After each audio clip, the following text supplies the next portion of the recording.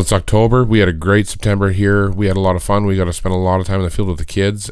Several of the kids took their first deer ever, and some of them got some really nice velvet bucks. One of Taylor's friends shot a nice hardhorn buck, so it was a pretty good time out with the kids. The rest of the month in September, we had a good month, and now we're in October, which is probably my favorite month, and it's for a few different reasons, and one of them is the deer. We hear a lot about this October lull that I know I can speak for Steve and I. We've taken several of our best deer ever in October, especially in the first half of October, and we've never really been big believers in that October lull, and it's kind of got something to do with what we talked about last month with the deer making a big transition in the fall. I think largely that's where the October lull's got its name from, is when those deer, they shed the velvet, they go into hardhorn, they really start that fall routine.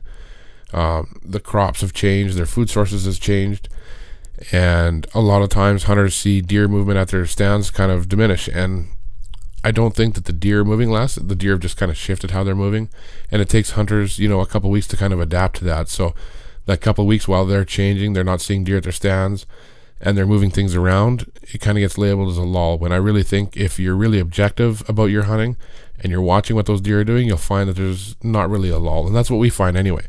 But we're always learning too, and we just noticed that in October, if we make the adjustments we need to get onto that deer's pattern, we have really good luck in October taking those target bucks. And another thing we don't want to overlook in October is water. We all know that deer need that water source throughout the summer months, the hot months, but we often find that the deer's activity at water increases as fall goes on. Especially in October when it gets closer to freeze up, those deer are really utilizing that water source.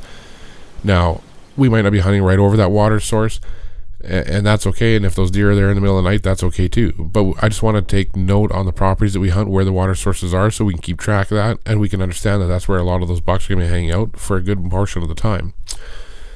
Their food's going to change a lot in October. Here in Saskatchewan, alfalfa is a huge draw for deer. Most of the alfalfa is going to start dying off, in the middle or towards the end of the month, and that's going to shift those deer. They're going to be out in the fields a little bit less. They're going to be spending more time in the timber. They're going to be spending more time kind of starting and having a look around on their scrape and their rub lines from years previous. So we're just going to want to watch that and make sure that we make that transition at the same speed the deer do, in how we're going to set up, because we don't want to be 2 weeks behind. We don't want to have a lull.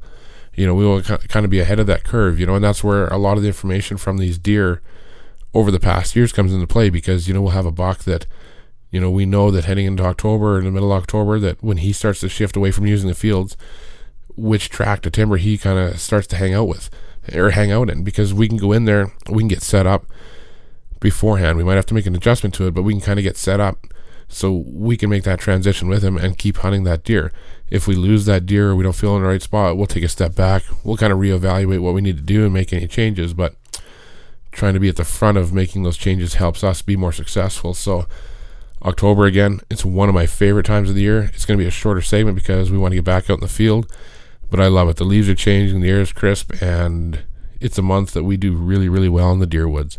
And feel free, if you have any questions on this segment or deer hunting in October or deer management in October, go to the ExcaliburCrossbow.com website, send in your question, go to their Facebook page or our Facebook page, or actually anywhere you see this posted, you can go into the comments section, ask a question, and we'll get back to you. We answer a lot of the questions right in the segments. We only have so much time to do that, and if we don't get to your question, we'll still reply to you one way or another, whether it's through those social media channels or through an email.